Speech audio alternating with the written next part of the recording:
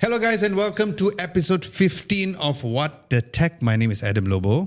And I'm Vernon. Glad to be back. Yes, we had a 1 week gap because of things have been a little slow from the news point of view, but also as usual, we've been very busy. For those of you who are listening to this on all of the podcast channel, because yes, this is available for audio for you all to listen to this, so you don't always have to see our faces. But of course, to get the best experience is to watch this particular video podcast on YouTube, where it is a weekly thing that we do every Saturday as much as we can. So for today or this particular week, we'll be talking mainly about very interesting releases and also a couple of news. We're going to be starting things off with the new CMF Phone 2 Pro's release. And then the second news is about Meta's Edits app. Very interesting that it is finally out. The Vivo V50 Lite. I want to also talk about my 7-hour live stream that I had in Bahasa, Malaysia.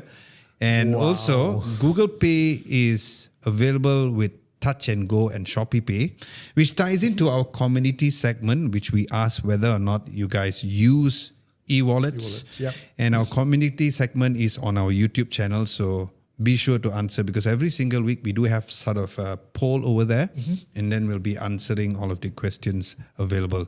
So yeah, and in terms of the video releases, we'll be having a very quick behind-the-scenes recap on what exactly we released.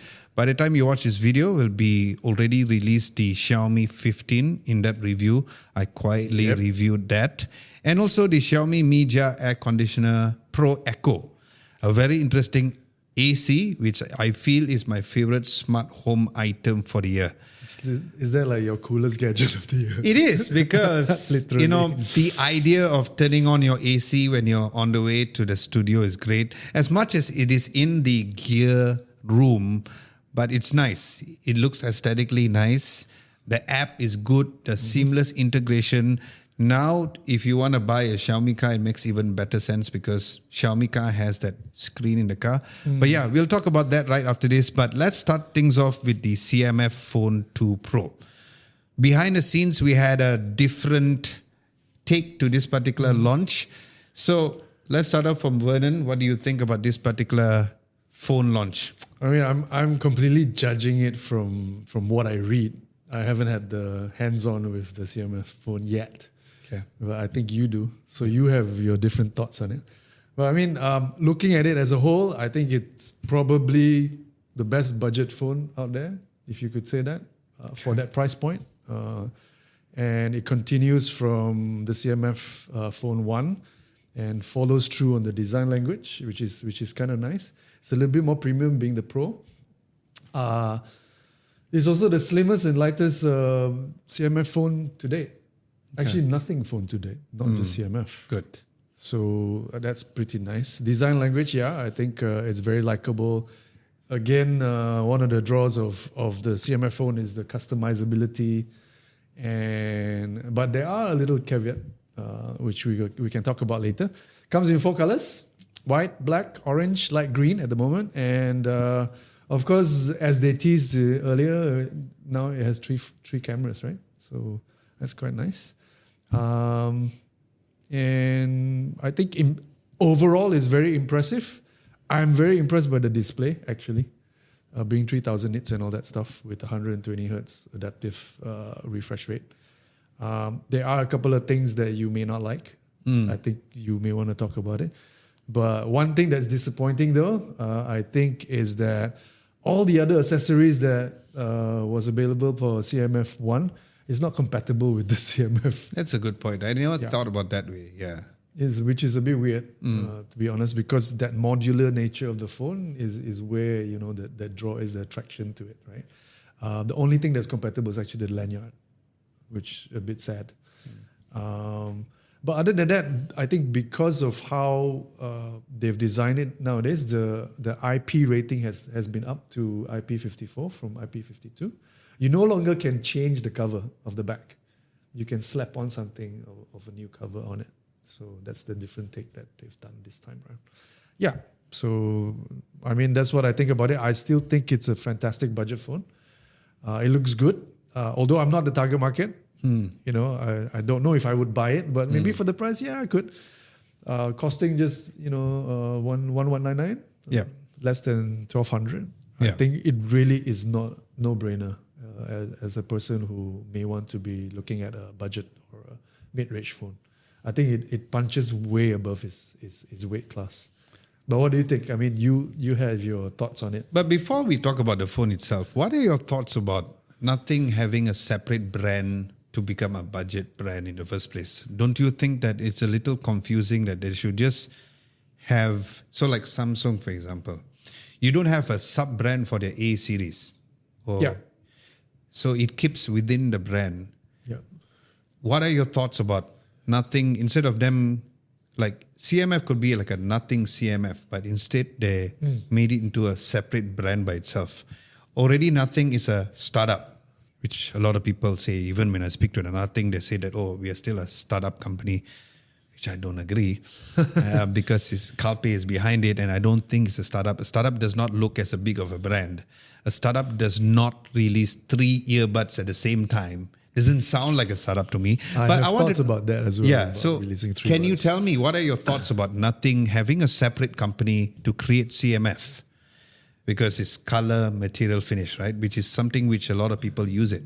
But my point is that, do you think it's necessary for Nothing to have a separate brand called CMF to have their so-called budget option? Or just stick to just being Nothing? I feel it's a very China brand thing to do. A lot of the China brands do that.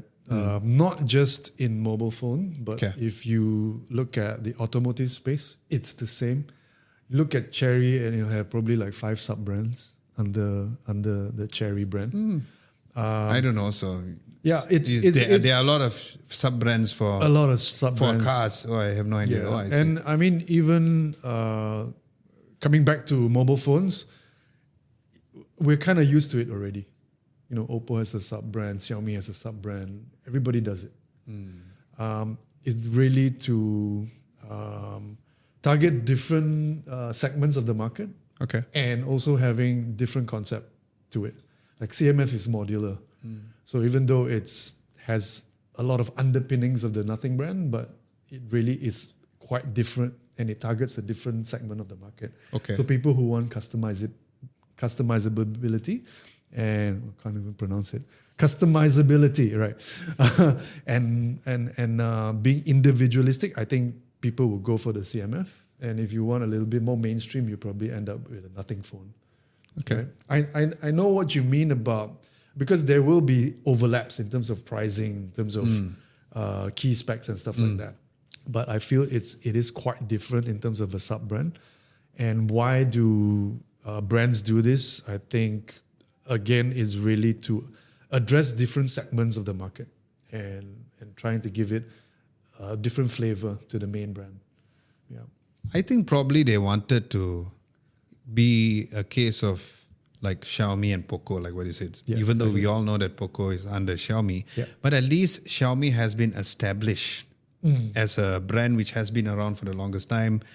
With the birth of Xiaomi or with the existence of Xiaomi, that's where you have Poco, you have Redmi. Yeah. Even like Roborock was, part of the umbrella of companies. But that is after Xiaomi has already established themselves as a brand. I just feel it's too rush of a point of time. I just feel it's too rush for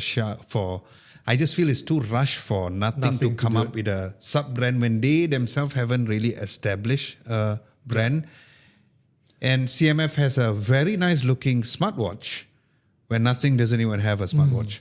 So if you own a Nothing phone, you have no choice. If you want to stay within the ecosystem, you have to stay and get a CMF watch because Nothing doesn't have their own watch. Yeah. But CMF has its own earbuds and Nothing has its own earbuds. So that's where I find it a little confusing. Good point. Yeah. So I don't know who's making this decision behind the scenes, but I feel they should properly establish themselves as Nothing first. Then, I like what Samsung has done. Samsung is still just one brand, right? iPhone is still one brand. The Apple ecosystem is just one brand. It's just different names. Rather than being it a separate thing, it could have done maybe 10 or 20 years down the road, but not now. Yeah. That's my take on it. You said you had some thoughts about the earbuds. Tell us about that before I go into my offense zone. To be honest, together with the Nothing Phone 2 Pro, they launched 3 earbuds: the Buds 2, the Buds 2 Plus, and the Buds 2A. So I'm scratching my head. Why do they need like 3 different buds? Like I said, that doesn't sound like a startup company to me. I know. Maybe it's a confused startup. I don't know. But the funny thing is that when you launch a Pro phone, you don't have a Pro Buds. There you go. Why is that? So that was something that I picked up and I thought, okay, this is a little bit weird. Where's the Buds 2 Pro? Yeah. There is no Buds 2 Pro, but a Plus. Yeah. And looking at how it overlaps in terms of features and stuff, and also the price points, you have something like the Buds 2A, which is 159, and $40 more you get the Plus. The Buds 2, and then 229 is what the Buds 2 Plus is. So yeah, it's a little bit of a weird decision having 3 buds, but I guess maybe CMF knows something we don't. No, we all read business books. You and I, we are huge book nerds. And you know what they say? Don't give too many choices. Because imagine a customer going into the store, you don't know what to get. Like there's too many options. Again, we go back to Samsung. Samsung has their own Buds Pro and the non-Pro. Yeah. AirPods has the Pro and the non-Pro. Yeah. And there's a significant difference and a divide between both of it. There's a very clear-cut difference between so price now, and also features. I don't know who is doing the consultation behind the scenes on what are the devices that you need to release for them to release a bunch of earbuds at the same time. Because if you ask me as a tech reviewer, I don't know. If people ask me, hey bro, which one should I get? I need to test not 1, not 2, but 3 different earbuds in order to tell a difference. And we had this conversation about how only certain people can tell a difference, people like you and I. Yeah. So how do we help people make a purchase decision when you release too many? So maybe in this segment, it's all about price. So let's say if I have only $150 to spare on a Buds, I would just go for the Buds 2A. But you know how customers or even us, we can be very fickle-minded because we go, but if I pay extra 50 ringgit, I can get this. Is it worth it? Ding, you have the extra decision-making situation. Maybe that's what they're doing. They're trying to upsell you, but because you have a certain budget in mind, but they're trying to upsell you for $40. Okay. To get, let's say, the Buds 2. Okay. Yeah. I don't know. It's good point. I mean, this is why we have this podcast, to have this discussion. So if you we guys are confused too, guys. So let us know what you think. Okay, let's talk about the good things first before I talk about why I'm annoyed at the situation and annoyed I feel there's at a the lot launch. of good things about this phone. Yeah. For me, haven't tested out the phone. Haven't tested out the phone. Good point. Good pun. The price is great. I mean, when we knew about the leaks, when we discussed this about a couple of weeks back, Yep. I was worried because it's a Pro, so the price range is going to be too high.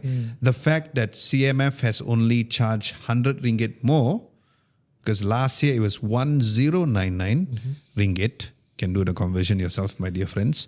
But right now is 1199. So which means that it's only 100 ringgit more. You get more stuff, which is the more cameras. Battery capacity is the same. The battery capacity, like what you said, the IP rated is higher. So for me, I haven't used the phone daily, so I wouldn't say much. But from the get-go, that I feel is the good thing about the phone. I had my hands on, but I still believe that putting in our SIM card and just trying to test it out daily would be the main thing. Now, when it comes to what I don't like, I don't know whether you know this. I don't know whether Liho knows this. I didn't want to tell anybody about this because I was waiting for this podcast. First and foremost, we all know that the interchangeable cover is no longer available. Yep. So The back cover. the back cover where you can change and change to whatever color you want, that interchangeable cover is not available.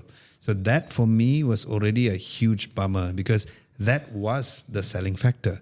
That differentiated the CMF brand compared to any other smartphone, making them a bit more modular. Right. I do give a huge credit on them trying to put the extra lens and all to make it a bit more modular, but you need an interchangeable cover. Yeah. So they said that they wanted it to make it slimmer, hence why they don't want to have the interchangeable cover. Right. But when you put the interchangeable cover, it becomes thick one. It does. So it's it an does. oxymoron thing. It It does. doesn't make sense. It does. You want to make it slimmer, but you have to put interchangeable But cover. I also feel that the decision behind that was to increase durability. So with that decision, they could up the IP rating to, Agreed. To 54, Agreed. which helps in a way in terms of overall durability. But I get what you mean about no longer having to be able to remove the cover and change that, which was the fun thing that I thought Yeah. for CMF one had. Yeah, because that was the selling factor. So in case you all did not know, TLDR is that in case you want to change or even add the accessory, like they have the wallet stand thing, Yeah. you need to have the cover.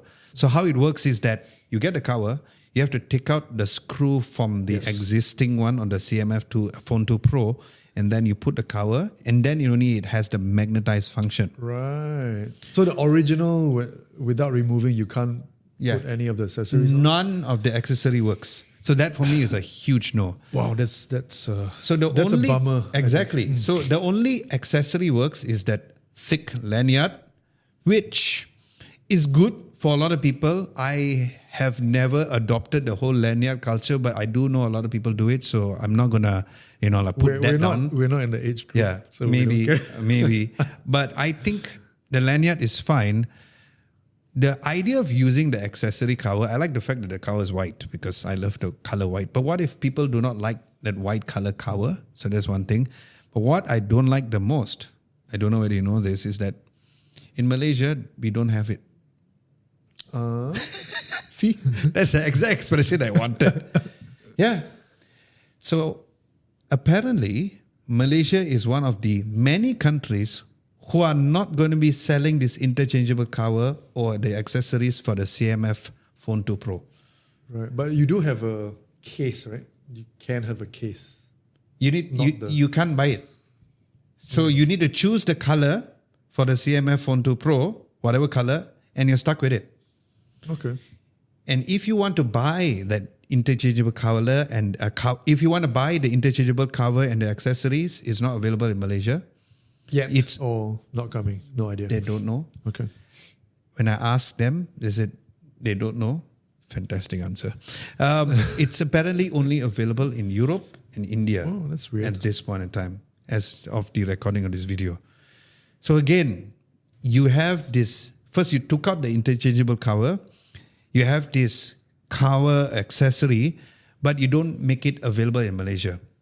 The argument, again, I'm not going to go into who says, he says, she says. The argument is that, specifically in Malaysia, when I asked them, said no one buys the additional covers.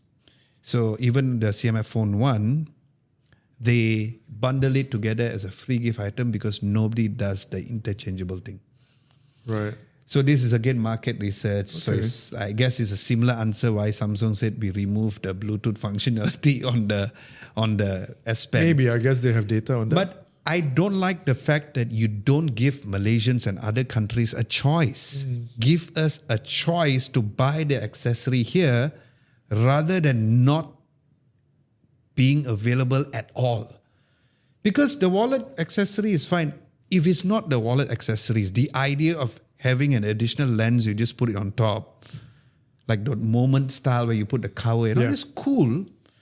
But you don't allow or even give us the option to have that, which means that only way you can get it is that if you travel to Europe or even India, only then you can get that. So to me, that was a huge annoyance and made me a bit pissed about it. Right. Because you don't give an option for Malaysians or even other countries like Singapore, Indonesia, Thailand, name it. You don't have that option. You probably find it on Shopee eventually, right? Could be. Or someone's Or going to do like a compatible 3D printing version of it. But probably you can find it online. I don't know. But So where can we buy it? Oh, it's okay. So it's it was on pre-order since 29th April. Yep. And it's going to come open sales on 6 May, which is next Tuesday. Yeah. Yeah. Oh, apparently you can still buy the CMF Phone 1 for $799, which is kind of a good deal. It is a good deal because it is a very good phone. Yeah. I did an extreme comparison video between the CMF Phone 1 against the Samsung S series. Just to, I like to do this kind of videos whereby like, do you really need a pro phone? Do you really need a flagship phone? I like the CMF Phone 1, but there's something about the Phone 2 Pro which makes me feel a bit potong steam lah. It feels like, why did you do this? In-depth review coming soon, of course. Yeah. Can't wait for that. Yeah. Are you going to do a CMF 1 versus... Probably I'll do like a mini comparison to find out, like where they say it's lighter, whether or not you can feel the difference from a day-to-day basis. I think that is very crucial. Yeah. I probably also want to do like a mini comparison photo test to find out whether or not the main camera's image processing and all has changed. Of course, the added camera is great. Yeah. That is something which is super welcoming. And the price factor for me, it's a very good price as well. So yeah, for those of you who are wondering, that's the full case and why I'm happy on the price. But besides the price, haven't used the phone yet. I just feel like that part is quite a annoyance and quite a bummer, like how you actually it is a little bit of a bummer because I feel, specs aside, the whole entire draw and attractiveness of the CMF is really the modular nature, right? So you wanted to add accessories and stuff like that. Well. Okay. But also, one important thing is that in Malaysia, there's only one SKU, meaning they're only selling the 8 gigabytes and the 256 ROM. It's the similar case with the Nothing Phone 3A. The reason being is because this one, I will give them credit on that and I agree with them because no one buys the 128 in Malaysia specifically. So even the first Nothing Phone and even the 2A before the 3A came out, the demand for the 128 is not there because Malaysians specifically or around the region need higher storage and it's fine. I also feel like even the iPhone there's no more 128, right? Yeah. So I think the option of having a baseline storage of 128 in year 2025 should not even be the case. But then I agree. For countries like for countries like in India, the 128 option is available. But again, because it's all about price, right? So the base. But for 256 for 1199 is still a very huge steal. So we'll find out whether or not it's really worth it, and you should actually go and get it. Second thing is the Meta Edits app. What is your first impressions about the official release before even trying it out? Because you did say that you haven't tried out, right? No. But even before trying it out, what is your first impressions when Meta announced this Edits app specifically? I feel that whenever Meta reveals or launches something, it's like, okay, who did they copy now? Because this is exactly the strategy, right? And apparently this strategy, let's give a background about what Edits is. It's really just a video editing app that's rivaling CapCut by TikTok. So it's a video editing app for your social media and stuff like that. It's available for iOS and Android. And it's got a bunch of features that we can talk about. Yep. I think they've come in because there was uncertainty with TikTok in the US and with ByteDance because the government was mulling this ban, right, on TikTok. So apalagi Meta, being the opportunistic company that they are, decided to, jump in and try and capture some market share. And then, it makes sense because IG has so many users, right? How many users they have? Millions? I don't know. Probably 1 billion, actually. So it's the same way that they try to put threads, push threads to the users, trying to rival X. It's the same strategy. Apparently, they tried to, I think they hinted in January that they wanted to launch, but they didn't. And in February, they were supposed to launch.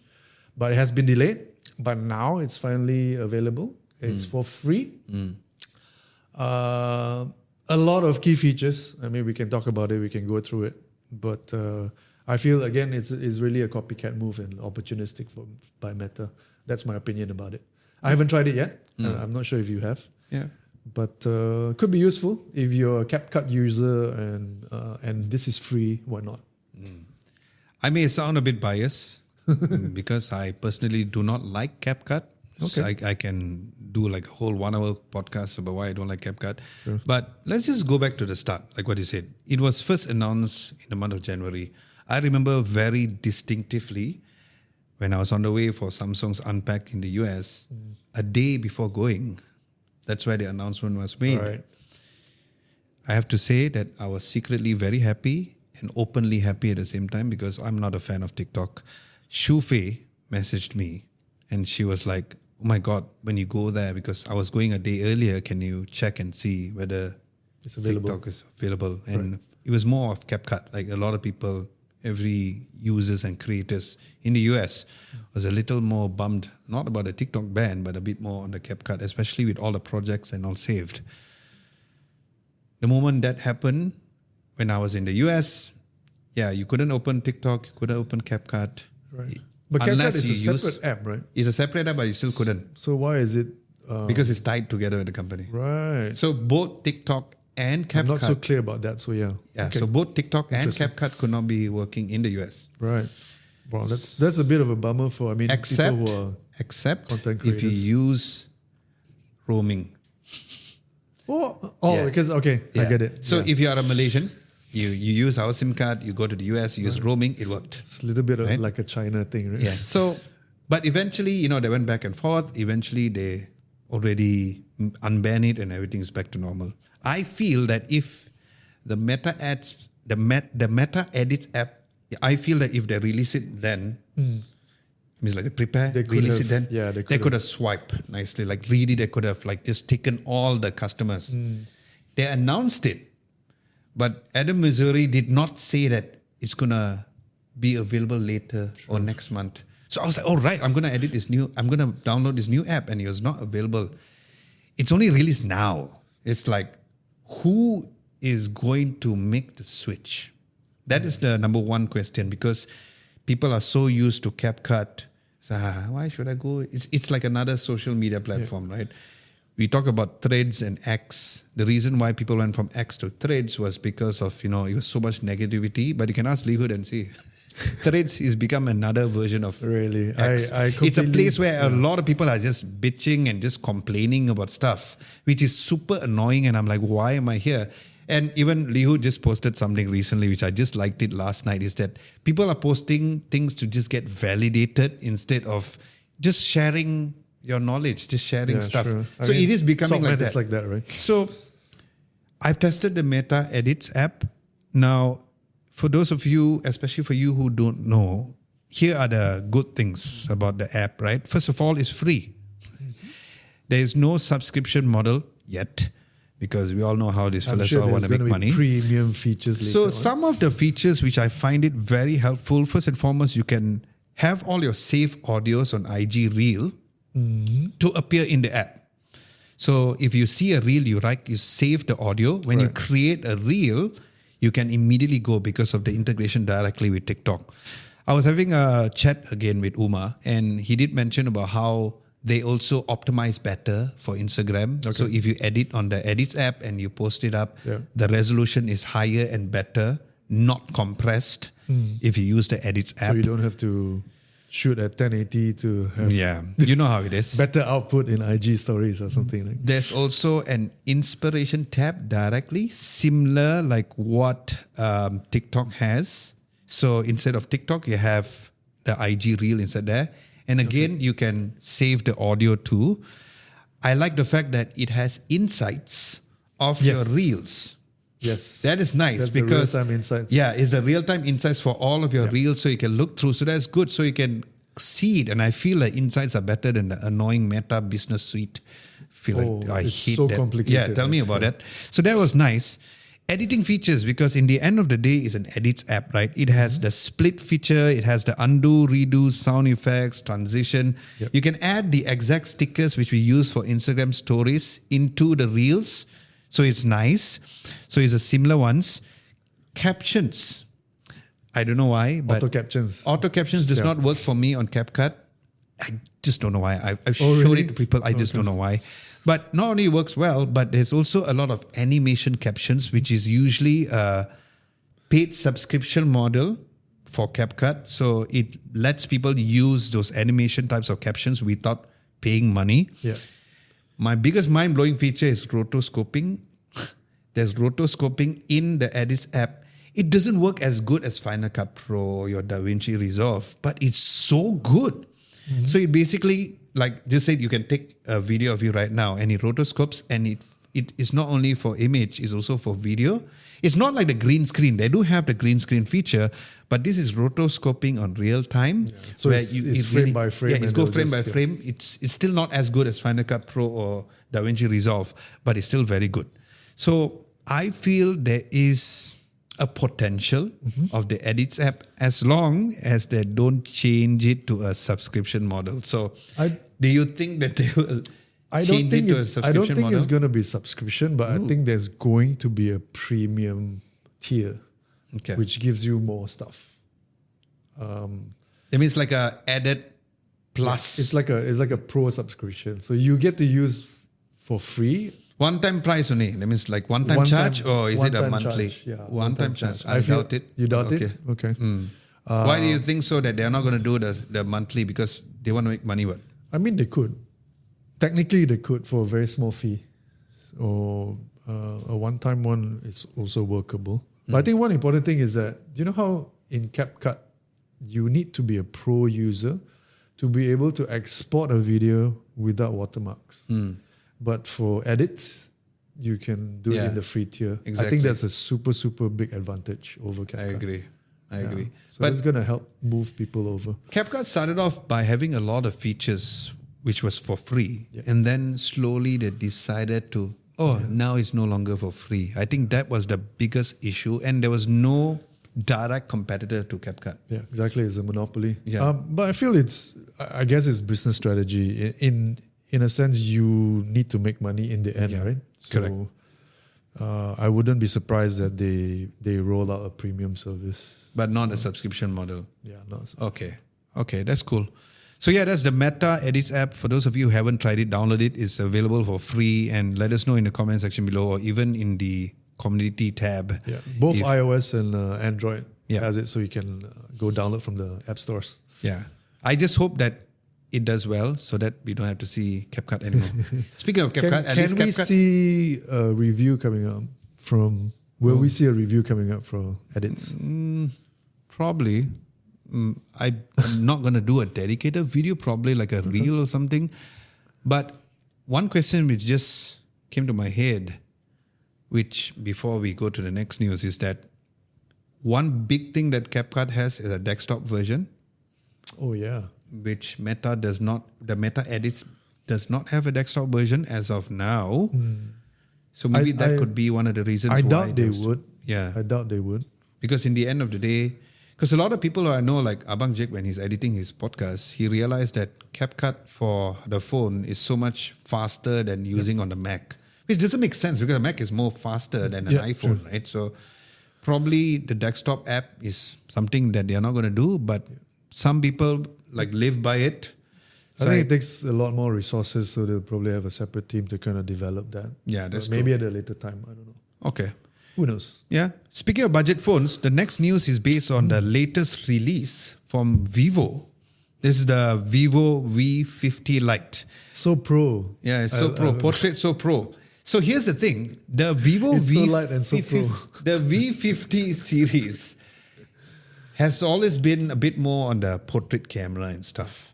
So while we are almost people are raving about the price of the CMF Phone 2 Pro being 1199, we have the Vivo V50 Lite. Very good camera, great image processing. And we all know that MediaTek's processing on the CMF phone or even Vivo has been great. Yeah. And remember that this Lite version has certain things that they borrowed from the bigger flagships like the V50 and the V50 Pro. But the main highlight for the Vivo V50 Lite is that the battery is 6,500 milliamps of battery. I know, it's mad. 6,000. It's like a moving power bank. It's interesting. We had this conversation about how you cannot bring a power bank on the plane, right? Well, you just bring the Vivo V50 Lite, you're sorted. Yeah. So it's got their own technology called Blue Volt. So that's the technology behind it. And it's interesting because they are using the silicon carbon battery, hence why they managed to pack it so thin. I was using the Vivo X200 Pro when I was having a live stream session, which I'll talk about in a short moment. And it was within the same thickness with the Vivo X200 Pro. So it is, but So I guess it's so thin. phones now are going to be slimmer and slimmer. But I'm not really sure why we're back in the game of like super slim phones. Why? Why are we there? I mean, even Apple is going to do it with the 17. I think it's because of the technology of the silicon carbon battery. People are leaning towards that technology. Then they say, okay, now we can make it thin. Whether or not we ask for it. Yeah. But it seems like that is the new way of going forward, right? iPhone's got a leak. The Samsung Edge also is going to be thin. Exactly. What's this obsession with being I don't know. super thin? I don't know. I like the better obsession of not having a camera bump, like the Pixel 9a. I think I love that. prefer it more durable and I mean light is okay. Yeah. But super slim, I mean to a certain extent, there's a limit to how thin you want a device. Yeah. Without sitting on it and breaking it, kind of thing. You know. Yeah, correct. I'm eager to test this out because I feel that I used the phone for 7 hours or more. So the backstory is that when the Vivo V50 Lite was launched here in Malaysia, I did a 7-hour non-stop live stream together with Hot FM. So what I did was... Using the phone, you just... So I used the Vivo V50 Lite. I logged in to their TikTok account. So it's more like a TikTok takeover with Hot FM. Okay. I did a live stream for 7 hours straight in Bahasa Melayu or Bahasa Malaysia. Awesome. I liked everything about it, but I just don't like TikTok Live. Because TikTok Live has certain words that you cannot use, in case you already don't know. really? Yeah. Like what? I must say peraduan. I cannot say contest. I cannot say the word giveaway. So if TikTok finds any keyword which they don't like, they will ban you, or they will stop you from going live anymore. And whose regulation is this? That you This can't TikTok's regulation. Well, you can't use the word contest. You can't use certain words. There are a bunch of words. Wow. Yeah, so... Okay, that's new to me. Yeah, so it was new to me too. I'd heard of this, but I didn't know. So the great guys from Hot FM, because I was live nonstop, they got a bunch of paper just writing, cannot say this, cannot say that. Wow. So I had to go live and put on a straight face and still remember, and I'm speaking in Malay, yeah. and I have to remember not to say these words. So it was... But you can say peraduan and not contest. Yeah. Why? And you cannot say giveaway. And we were on the way, because it's a non-stop live stream, right? Yeah. So we started off from the studio, from the Hot FM studio. And how the would they venue ban? was in... How would they ban you? You cannot go live again. Right after, or do they cut off your stream? Or I don't know whether they cut off the stream, but they will send you like a warning to say that, in the future you cannot go, some stuff like, because I never went on live on TikTok platform specifically. I did Facebook, I did YouTube, I did Shopee, I did Lazada. this is worse censorship than. So I know. So this again makes me hate TikTok even more. So yeah, it was fun. And it was quite interesting because we started off the live stream in the Balai Berita in APW Bangsa. And then because it was non-stop 7 hours, so what happens is that no toilet breaks. or anything? there were one toilet 7 break. hours is crazy, man. I barely ate, but it was fun. Honestly, it was fun. The only part that I did not like is the things that I cannot say, the words, because we're so you got to be used to very it. mindful and conscious at all times. And the audience was cool. Majority, of course, coming from Hot FM. They gave away 3 Vivo V50 Lite phones. Right. During the live stream. There was like hourly Q&A for the Vivo earbuds and the toothbrush. So everything was good except for these weird things that we cannot see on TikTok Live. One interesting fact is that because we went live using the phone, we were on the way. So which means that from the studio, the camera or the phone followed all the way to the car and it went to the venue. The venue was in Mont Kiara. We went into the lift until 8th floor and the live stream did not cut at all. Oh. Yeah, then we went to the backstage and then we Yeah, went for to the Malaysia event. 5G. Yeah, I guess it's also the phone. if you think about it, because sometimes the reception could also boil down to the phone as well. So, yeah, Vivo V50 Lite, besides the amazing battery that comes with 90 watts of charging, there is flash charge. reverse wired charging, so it works like a power bank. Yeah. So that is actually good. Stay tuned for the in-depth review of that. That will be coming soon. But what's interesting, I was looking at the specs, is that there's a military grade certification. Yeah. I was like, what? Really? That's quite impressive. Again, 1299. That's only 100 For such ringgit a- more than the CMF Phone 2 Pro. But they're giving $100 rebate There you go. for 1 month promo. There you go. So they're trying to match the. So that's why I said this whole CMF. mid-range budget kind It of will always be pricing. competitive. Yes, correct. So depending that on was what for you the Vivo V50 Lite. Now the final thing that we're going to talk about is Google Pay, because currently Google Pay has support for Touch and Go and also Shopee Pay. We also had a community question based on this particular thing, which we will go through in a very short moment. But before we talk about the community's response to this, do you use Google Pay, and how do you use Google Pay, or do you use any other services? So I think there's also a little bit of confusion between Google Pay and Google Wallet. Good Right. point. Yeah. So explain on that. So it's the same as Apple Pay and Apple Wallet, right? So Google Pay is the digital payment service, which enables you to do contactless payment online at shops, and also through apps. So Google Wallet is your digital wallet that's in your phone that keeps track of your payment cards, whether it's debit, credit, passes, tickets, and stuff like that. So digital items. And then you can use a Google Wallet to make payment via Google Pay. Okay. All right. So what's confusing here is that this Google Pay thing with Shopee and TAG being added to it, it's only for online purchases through Google Pay, and it's not for you using it at the store like you would with Apple Pay, right? Use your phone, and through NFC contactless payment, you can pay it at the store. So This is currently, only- you can't do. you can't. It's only for when you use. The other thing is that you have to use a Google Chrome-based browser to be able to make payments via Google Pay using Shopee and also TNG. So it's more like when you do an online transaction on Google Chrome, which So not when a you lot of see, people use it. when you see the Google Pay icon button to pay, you can do that. So you have an option to pay with Shopee Pay and TNG. Touch and Go. Yeah, Touch and Go. That's the difference. So you can't go to an outlet and pay using Shopee Pay and all No. with a Android device or a not Pixel. right now. So Google Pay only supports the major credit cards and debit cards from the major banks. That's interesting. I don't see a point then. Yeah, but apparently you can actually reload your Touch and Go through Google Pay. Okay. And in the future, they might roll out checking your balance as well. Okay. On Google Pay. Do you personally use Google Wallet or Google Pay online, especially online? Google Pay, yes, with Touch and Go and certain services Okay. that I pay for. But otherwise, not really Google Pay. Apple Pay, yes, a little bit more with Apple Pay. Yeah. Was this particular announcement something that got you excited, or you were like, meh? I think it's natural progression. Okay. For it to offer it. I think Google's planning on adding even more wallets to it, making it more widespread.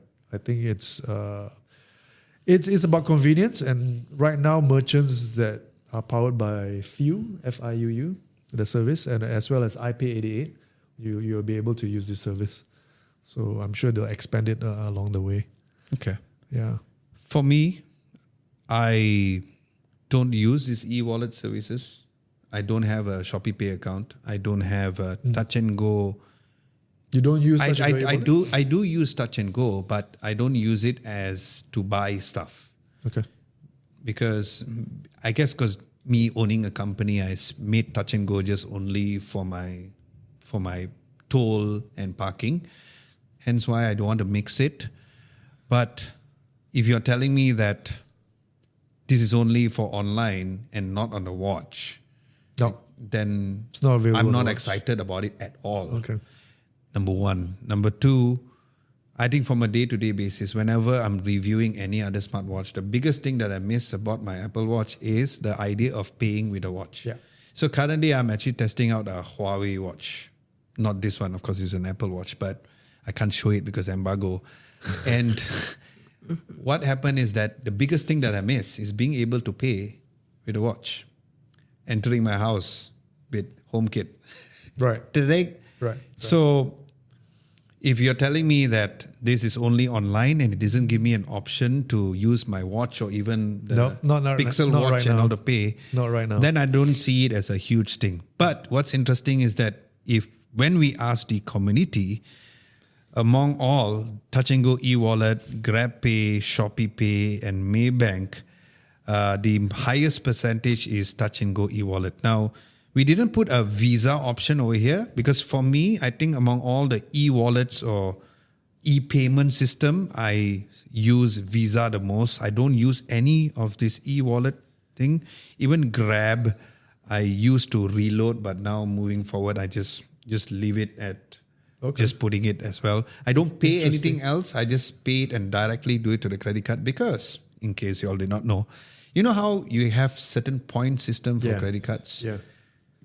Not all, but majority of the credit cards, if you were to use it as a reload option, you don't get the points. Yeah. So, right.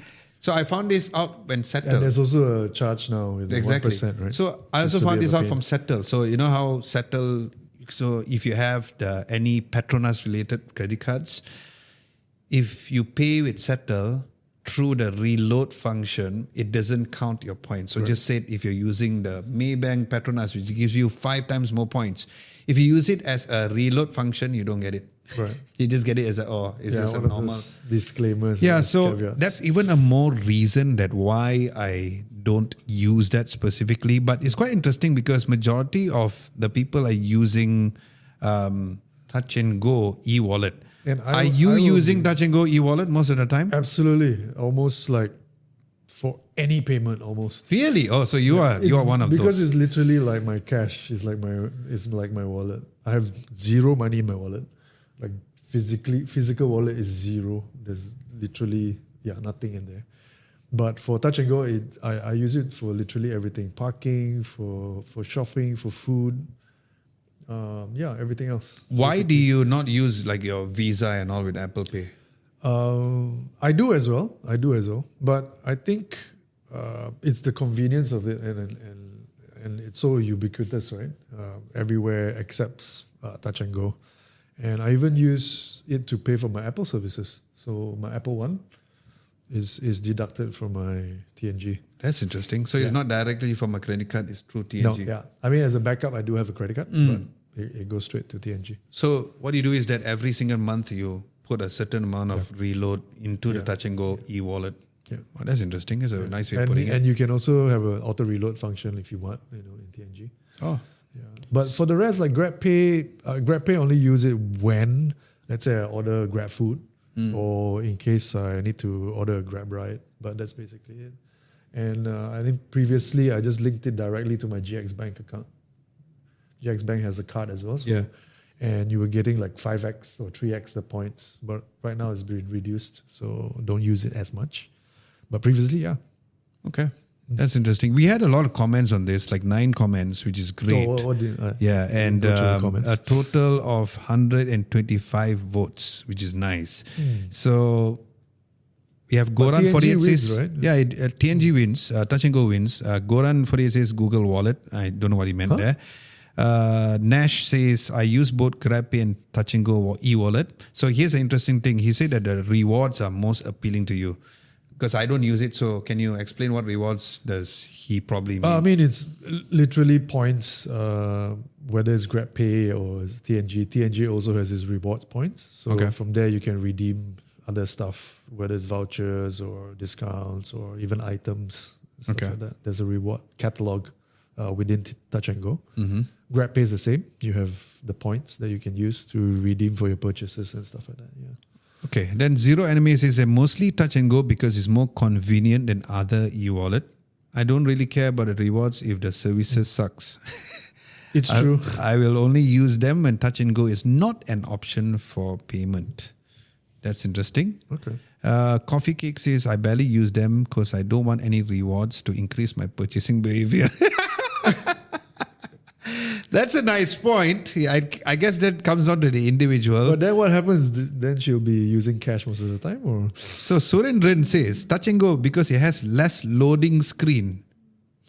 less loading screen. I'm trying to understand. So which I guess user experience. Maybe it's Yeah. easier and simpler to. maybe it's but I- faster, maybe it's snappier than other e-wallets. I like wouldn't Shopee say so. GrabPay is the same. Touch and Go is similar. Shopee Pay is the same. It's basically just tap on the icon which has a QR code scanner, and that's about it.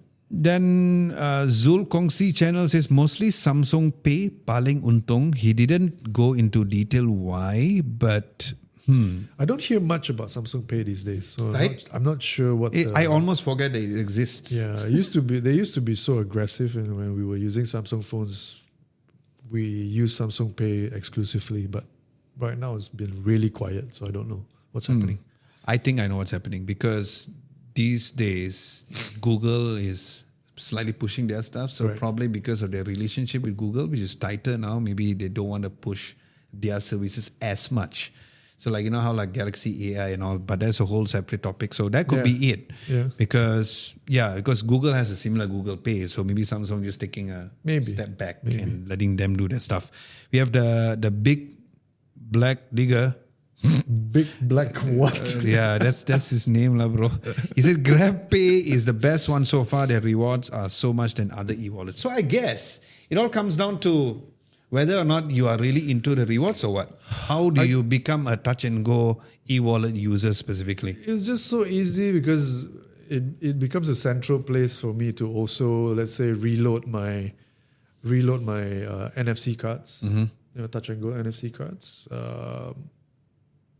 It's a central place for when you go and do direct pay through pay direct through tolls, and that's where they deduct the credit from your Touch and Go e-wallet. So it's multi platforms in terms of where I'm able to use it. So it's more convenient for me.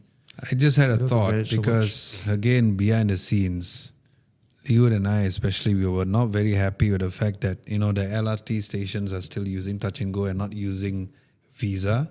Because like every other country, like even Singapore, Thailand, even when I was in Barcelona, you can just use your Apple Watch, you can use Visa to do it.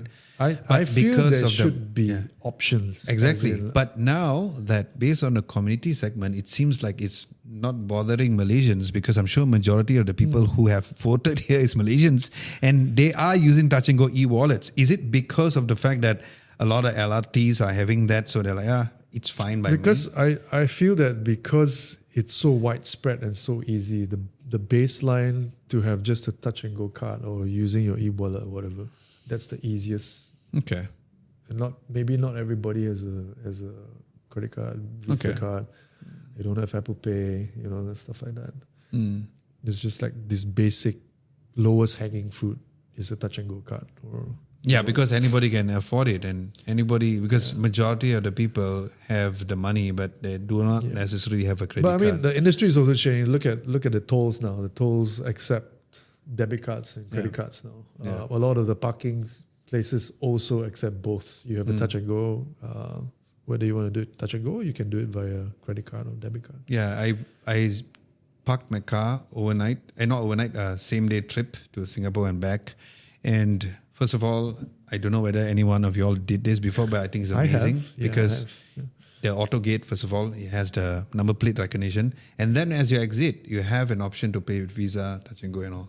Amazing. Yeah. Sometimes we don't appreciate our own Malaysian parking system. And It's payment good system. to That have was so good. options. Yes. It's good to have options, guys. So thank you guys so much. As usual, we have even actually a couple more community segment questions that we asked. Probably we might bring it forward next week, but it all depends on the kind of news that we have. So that would be the wrap up for the news. Just before we close this particular podcast, we do have the video releases recap. That by the time you're watching this video, the in-depth review of the Xiaomi 15 is out. If you haven't watched the video, I highly recommend. Now, the reason why I did an in-depth review on the Xiaomi 15, two reasons. Number one, I have been quietly using it. When I went to Barcelona, I had both the Ultra and the baseline 15. And I liked the 14 and the 13 before this because of the smaller size form factor. So I thought it deserves to have its own review. Number one. Number two, I have been on a small size phone spree recently with the Google Pixel 9a, the base S25. So I thought it would be great. So, and all of y'all enjoy that video. So feel free to check out that video because the Xiaomi 15 is still a very, very good phone for the price, for the size, and what it offers, right? And even though there's so many different smartphones which has the Snapdragon 8 Elite chipset, but there's something about how the Xiaomi 15 does with the chipset is way more superior with even the Poco F7 Ultra. So that is a good thing. We did have briefly the conversation about the Xiaomi Media AC. I didn't expect to have a huge response to it. Probably not from a YouTube video perspective, but people who have met me, like the family, friends, say, bro, how is the Xiaomi aircon lah? And it is really good. But recently, because when we released the video, the installation and the installation is included. The delivery and the installation is included. But Installed by who? I mean, I'm curious. By Xiaomi. Xiaomi has installers? Yes. Wow. But there is a small caveat or small fine print which I didn't know. So otherwise I would mention that in the video. So I didn't mention that in the video. If you have an existing aircon, so there will be a charge for you to take out that aircon. Right, it's removal service. Yeah, so the removal service. So you all have to keep in mind on that. How much is that? Is there I think the current rate, because we put a bunch of aircons here, the current rate is about 250 ringgit. But to install and remove? Yes. Okay. Yeah, so that is the current rate, but we do not know how Xiaomi is pricing on that. But price aside, from a feature perspective, from how fast it cools, it's a very good AC. I just hope that this whole idea of charging the installation part would be a bit ironed out to make it a bit more clear, to tell people that there will be an installation fee. But the biggest thing that I feel that this aircon has, which every other aircon doesn't have, is 10 years of compressor warranty. 10 years. Wow. So 10 years, you don't have to worry about your compressor, and 3 years of the unit warranty. So I feel it's a very good AC. It all comes down to how many units you want to install and whether or not it's an empty unit, then you're fine. But if it's a unit where you have an existing AC, and based on my experience doing it in the studio, it is all being charged based on the amount of copper wire that you need to pull in, and it's very expensive as well. Right. Yeah, but it is a very good AC. For those of you who haven't checked that video out, be sure to check that video out. What about app, features and stuff? Lovely. So the app features, you can of course control it on and off wherever Just you are. like any other ecosystem There's this device, feature right? whereby for example, if you want your house to consistently stay cool, you have this feature where they call a smart AC. So the moment it detects that the area is very warm, it'll automatically turn the AC on. It also does this for sleep regulation as well. Right. So that it can know that, okay, if you're always waking up and turning it off here and there, they can actually kind of know that as well. It's a very smart AC. So that's one of the reasons why I really think it's good. And for the price, you all have seen the video. We do have the links over there. I think it's a very, very good AC for the price. In terms of next week, we do have some releases. Hopefully, we'll be releasing our video of the V50 Lite and also the CMF Phone 2 Pro video by next week.